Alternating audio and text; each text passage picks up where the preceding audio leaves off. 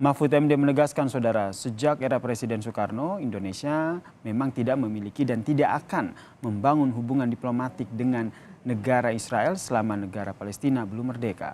Oleh karenanya, saudara, pemerintah saat ini tengah berupaya untuk menyatukan dua pandangan pro kontra kehadiran timnas Israel agar Piala Dunia U20 tetap dapat diselenggarakan di Indonesia.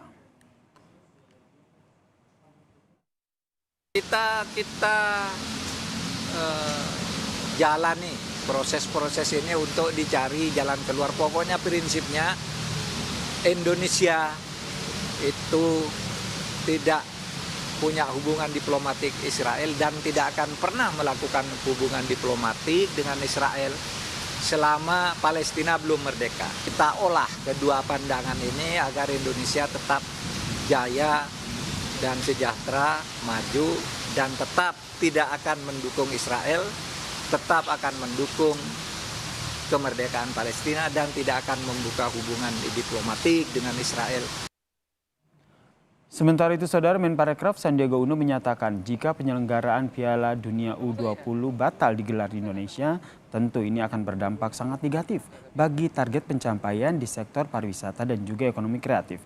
Mengingat Piala Dunia U20 adalah event internasional yang pasti akan banyak jadi daya tarik wisatawan asing ke Indonesia. Sandi pun berharap perhelatan Piala Dunia U20 ini tetap dapat diselenggarakan di Indonesia.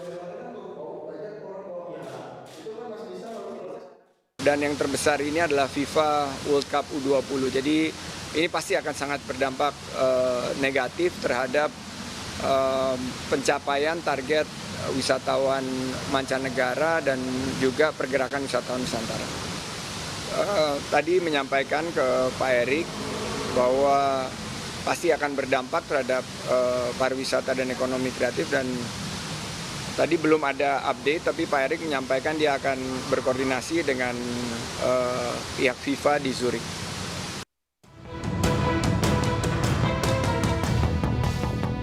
Kondisi-kondisi atau syarat-syarat yang kita ajukan ke FIFA kelihatannya tidak mendapatkan kesepakatan.